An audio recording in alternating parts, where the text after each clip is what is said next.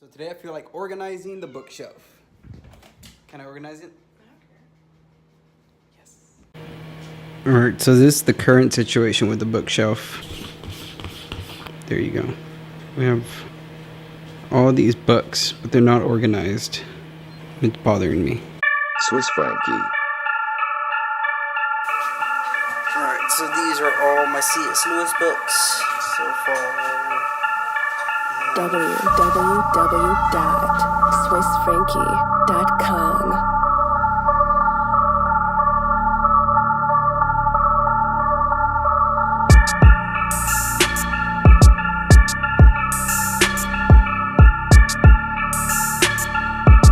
Swiss Frankie on the beat.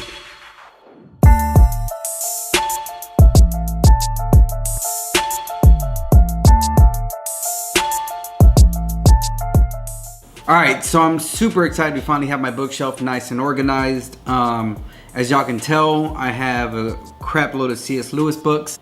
One of the reasons why I admire C.S. Lewis so much is because he has written about so many things, right? So he has like his autobiography, he has science fiction, he has children's books, he has a very big philosophical book. To me, I feel like C.S. Lewis has written about so many things, and the reason I love his writing so much is because he gives you a broad understanding of what the Christian worldview should do to a person's outlook on life. The way he communicated with people, either in letter or in person, was through the lens of his Christianity. The way he wrote his books, you know, from Narnia to The Problem of Pain to the Letters to Malcolm, or even the Space Trilogy, right? Like, everything was done through a Christian lens. One of the things I love most about Lewis is one of his biggest arguments is the arguments of longing or joy. And he has that in every single one of his writings. He has that even in his autobiography. He has that almost all over the place. This argument, this apologetic argument of why do we long for a place that we've never been to, right? Like, as human beings, we long for a perfect place. We long for a better world. We long for things that will satisfy indefinitely.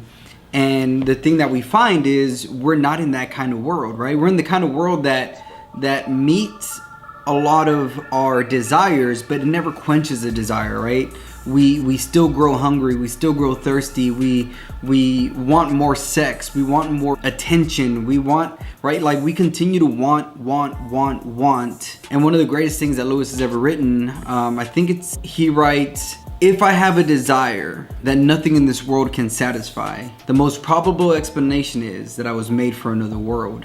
G.K. Chesterton kind of echoes that when he says, I think it's in The Everlasting Man or in Orthodoxy, he says pretty much that when he became a Christian, he finally understood why he was always homesick. And so Chesterton and Lewis harp on almost the same string, you know, arguing that one of the main reasons why humanity and people, civilizations and culture, one of the main reasons why we're never satisfied, and the reasons we want more, and the reason that we long for a better life or a better world or a better society, is because at the end of the day, we're really longing for heaven.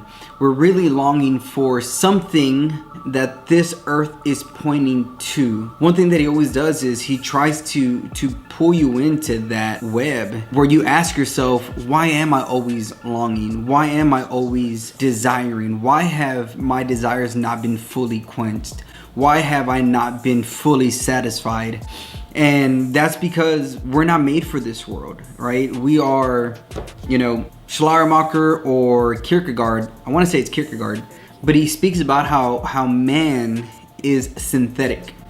And as humans, we're both divine and animal, right? So we're both of the divine world, but also we're of the corporeal, earthly realm. And so there's this we're happy on earth, but we're not fully satisfied on earth, like, right? Like, we have some understanding of, like, there's more to life than just this, right? There's more to life than going to work. There's more to life than eating food. There's more to life than friendship. There's more to life than stuff, right?